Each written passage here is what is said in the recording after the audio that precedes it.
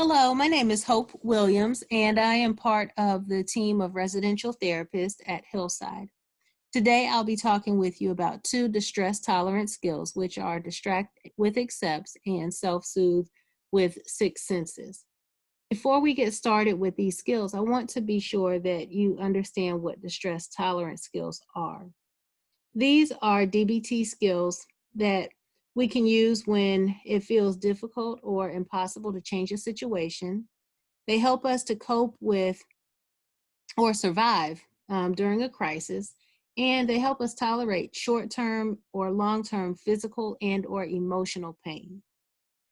As we start to talk about distract with accepts, it's important to remember that choosing a distraction is very different than avoiding. We often talk about sitting with or experiencing our emotions, and sometimes it's wise for us to not fully experience our emotions in a particular moment. And at times like that, distress tolerance skills can be very helpful. These skills can also be used when you have a strong urge to fix a problem immediately or when you feel an urge to engage in a behavior that you are trying to stop. Accepts is an acronym. And so each letter of this word is a reminder for a portion of the skill. For A, we have activities. The use of different activities can redirect your attention to something else. The goal here is to be able to distract from the painful emotion until you're able to respond in a more effective way. Figure out what activities hold your attention when you're upset or when you are experiencing another emotion that may be intense for you. C, the first C is for contributions or contributing. Sometimes we get so caught up in our own emotions that we forget about the world around us. Contributing not only helps another person, but can also offer a sense of achievement. On a greater level, it can also create a sense of purpose or meaning in your life. What are some things that you can do to contribute at home or in your community? This could include helping with dinner, helping a sibling with homework, or maybe even pulling weeds at a neighbor's house or doing some volunteer work. The second C is for comparisons. Comparing your pain to someone else's situation can put your pain in perspective. Even comparing your current situation to other hard times in your life can be a reminder that you can get through whatever is currently happening. E is for emotions. To use emotions to distract, you have to first figure out what it is or what that it is that you're feeling, and then do something that evokes a different emotion. So, for example, if you feel like arguing, maybe your goal could be to walk away. P is for pushing away, and that is simply shutting out or blocking your painful emotion.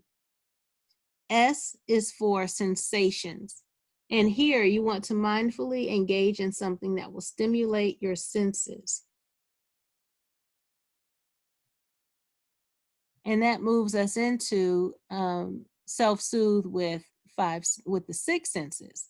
So you probably know the five core senses, which are sight, hearing, touch, taste, and smell. But if you remember in the introduction, I said that there's six. With DBT, the sixth sense is the sense of movement. And so with this particular skill, again, this is self-soothe with six senses, you want to be able to utilize your senses to help with grounding and also, like I said before, manage or remain stable during a crisis. Here are some examples of ways that you can use your senses to self-soothe. For sight, you can focus on low lighting, look at soothing colors, use a sleep mask, coloring books, look at collages. For touch, you can feel something soft or cuddle with something. A massage might help, or a hot or cold shower, even a heated or weighted blanket. For sound, you might focus on finding a calming noise, nature sounds, or guided meditations could be helpful. end with smell, aromatherapy, or just engage, being able to take in some fresh air could be helpful. Also, there are, once you figure out what is comforting for you, some comforting smells could be something to fall in that category as well. Lastly, with taste, we're looking to find something with strong flavors. It could be a warm drink or something that is a familiar flavor for you, something that brings good memories or good thoughts, positive thoughts. Also, eating something slowly could be helpful for taste. And with movement, which again is the sixth sense when we look at our senses as it relates to DBT, movement is just being able to move your body, intentionally moving your body as a way to help in a moment of crisis or when you feel distressed. So now it's your turn. Uh, the more you practice, the better you get. And so, just like with a lot of the other skills, it's important to practice these skills when you're not feeling distressed or when you're not in a crisis, so that when you find yourself in a position where you need to be able to use your skills, you're already familiar.